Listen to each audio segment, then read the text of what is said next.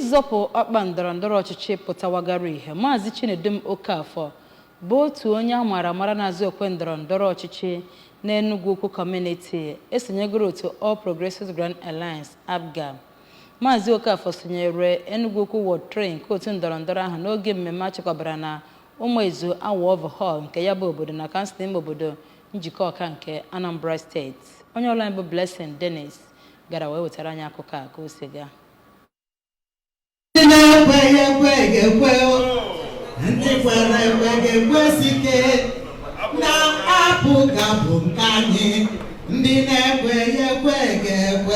Mmemme ahụ bụ nke dọtara ndị otu pati ahụ na ndị na-echekwara ya echiche ọma. Ka ọ na-ekwu okwu na mmemme ahụ, onye steeti chairman nke APGA bụ ọkaikpe Ifeatụ Obi Okoye, nke onye nọchitere anya ya bụ onye steeti secretary nke pati ahụ bụ Mazi Livia Obiadọ, kenere Mazi Okafor maka ịbata n'otu pati ma kwunwee uchu ya na ya bụ nwa amadu ga-eme ọfụma. Ka ọ na-agwa ha okwu na mgbakọ ahụ, onye APGA vice chairman Anambra Central bụ Chief Ndụka Okoye bụ onye tokwara Mazi Okafor na nkwenye ya ịbata otu APGA ma kwuo na ya bụ pati bụ ọpụrụiche na mba Nigeria ma dụkwa ya ka ọ bụrụ onye ga na-ekwu eziokwu nakwa iwe ihe ịrịba ama nke ya bụ gọvanọ Soludo na-eme na Anambra steeti. Onye ọzọ kwukwara okwu na mmemme ahụ bụ onye ọchịchị nchere oge nke njikọ ọka bụ Maazị Clem Agụghị bụ onye nabatara Mazi Okafor na ya bụ otu ma kwuo na otu pati ahụ bụ nke dị uchu na ijikọ aka ọnụ hụ na obodo na-aga n'iru ma gụpụtakwa ihe ọma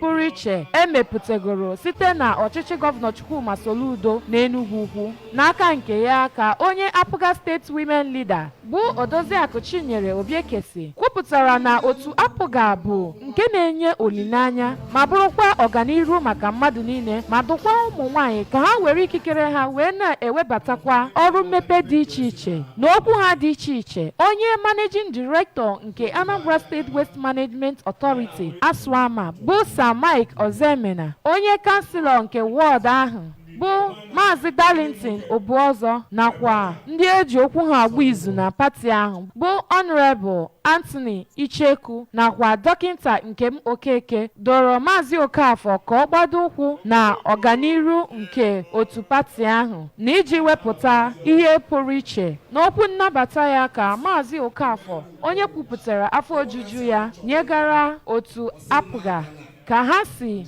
nabata ya dịka nwanne ma kwuo na ya bụ amụma ya na iji bata otu pati bụ nke ga-enye aka n'iwepụta ọrụ mmepe dị iche iche, ọrụ ịkwalite ụmụ ntorobịa na ihe ndị ọzọ na-eso ya na steeti a. Mazi Okafor, onye kwetere ịbata n'otu pati APGA, bụ onye nke tokwara maka ihe ọ na-eme na Enugu Ukwu nakwa obodo ọzọ. Enechego m anya na pati niile. APGA bụ pati doro m anya, ihe a na-emedokwu m anya. Ha nwere obi nwanne, nwee obi nnabata, nwee obi udo, nwee obi eji achịkwa obodo. So today a na-anabata na APGA as a full member. Our governor, His Excellency Professor Charles Soludo, ọ na-eme ọfụma. Enegasị anya n'ife ọ na-arụgasị using njikọ ọka as an example. Ịbịa n'ahịa anyị ma Bagana ma Enugu Ukwu ma Aba ma n'Ọfịa ma n'Imo. Site na Enugu Ukwu nke dị n'okpuru ọchịchị njikọ ọka, Blessing Dennis maka akụkọ ụwa ABS.